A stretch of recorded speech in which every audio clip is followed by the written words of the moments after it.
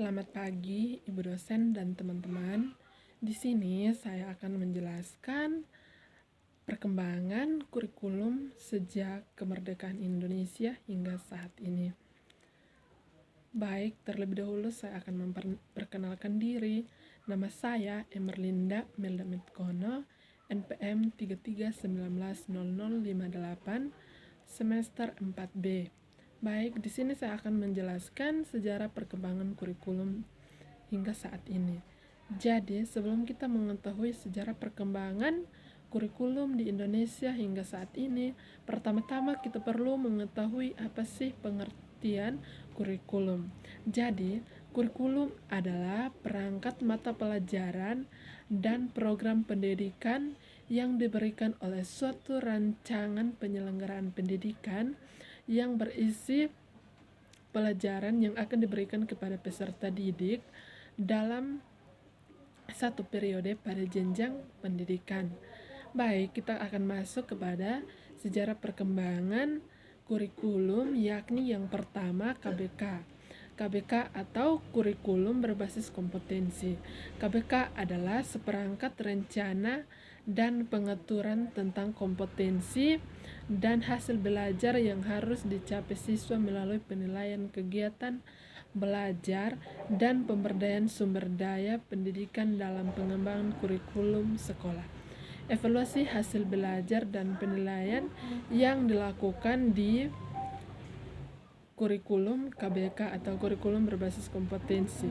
Jadi, kurikulum KBK evaluasi merupakan sebuah proses pengumpulan data yang dilakukan secara terus-menerus untuk mengetahui perkembangan kemampuan siswa dan sebagai dasar pengambilan keputusan untuk kemajuan pembelajaran. Yang kedua, KTSP atau kurikulum tingkat satuan pendidikan.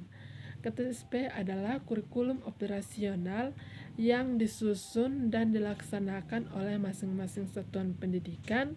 Konsep dasar KTSP meliputi 3 aspek yang saling berkaitan, yaitu konsep dasar KTSP meliputi 3 aspek, yakni yang pertama kegiatan pembelajaran.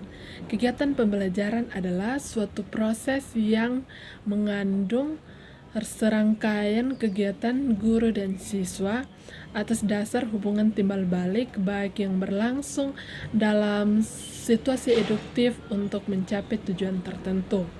Yang kedua, penilaian.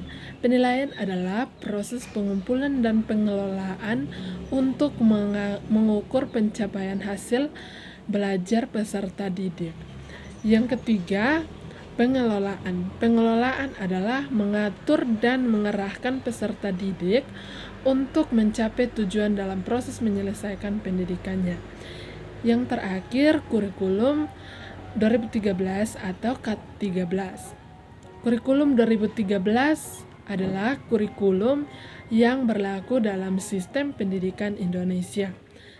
Sistem penilaian yang berlaku dalam kurikulum 2013 yaitu standar penilaian pada kurikulum 2013 lebih menekankan pada prinsip-prinsip kejujuran yang mengedepankan aspek-aspek berupa knowledge, skill, dan attitude.